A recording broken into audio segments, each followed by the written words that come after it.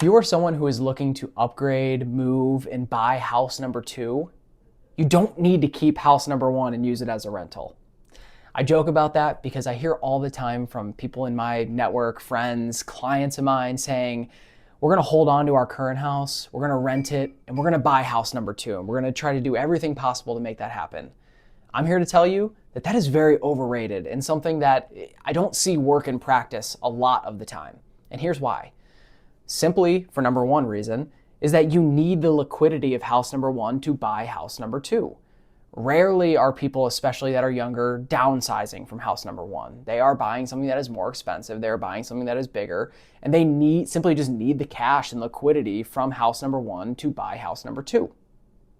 The second thing is, whether or not they're buying something bigger or more expensive, usually house number two may come with a lot of things that need to be done, whether it's a new bathroom, kitchen, furniture, remodeling.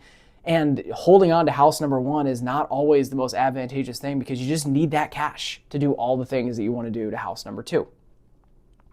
Number three, which is so important, is that maybe you just don't want to be a landlord. Okay, the idea of keeping your current house because maybe the interest rate is so low seems so attractive, but you have no desire to actually be a landlord and you don't know what that entails, and there's all these tax ramifications and just work and sweat equity that goes into actually being a landlord and managing property number one, and it's just not something you want to deal with. And number four, a lot of people, when they buy house number two, maybe because they are moving out of state or moving to another city, and the idea of being really far away from property number one just creates all sorts of headaches.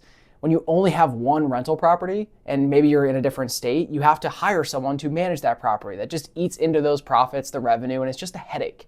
Okay, so this is, going from house number one to house number two, and the idea that you have to keep house number one to rent out is just something that it's overblown. It's something that I see that is very overrated for the majority of people. And this is not some house hack that you have to follow, right? Buying house number two, if it's much more in line with your goals, and selling house number one to do that is what needs to be done, that is totally okay. And I'm here to validate the fact that that is okay. And you don't have to keep house number one as a rental, something I just hear over and over again.